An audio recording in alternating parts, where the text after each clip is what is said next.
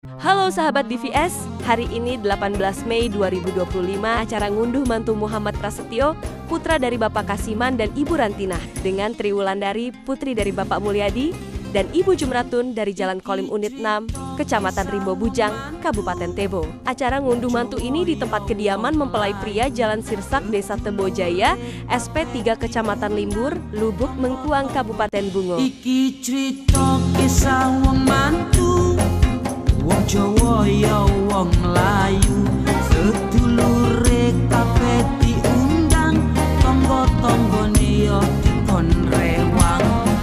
Dina setu kita sinoman, dina minggu kita kondangan, pas mangan kita pamitan, nek salaman ora kosongan.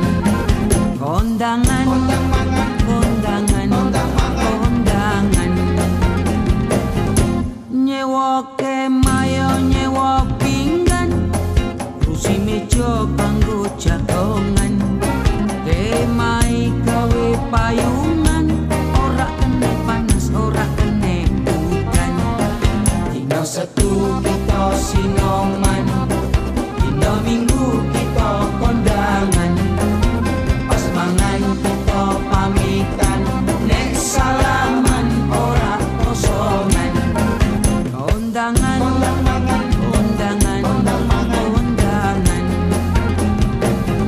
nek sinoman ngirisi bawang, rajangi kacang, ngonceki kentang, ngirisi daging, ngirisi ayam, yuk masak nang jero wajan.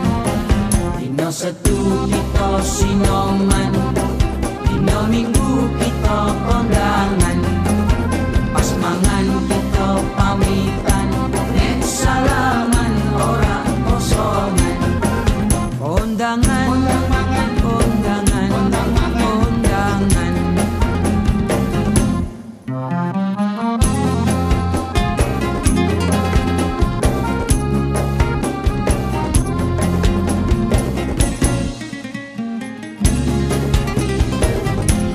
Godhong pisang ya disuweki, wis lemper ya bungkus koci, dikukus ya digeneni, wis mateng ya dicicipi.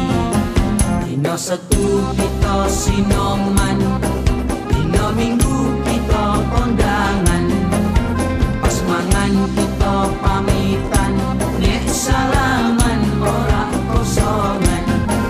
Kondangan,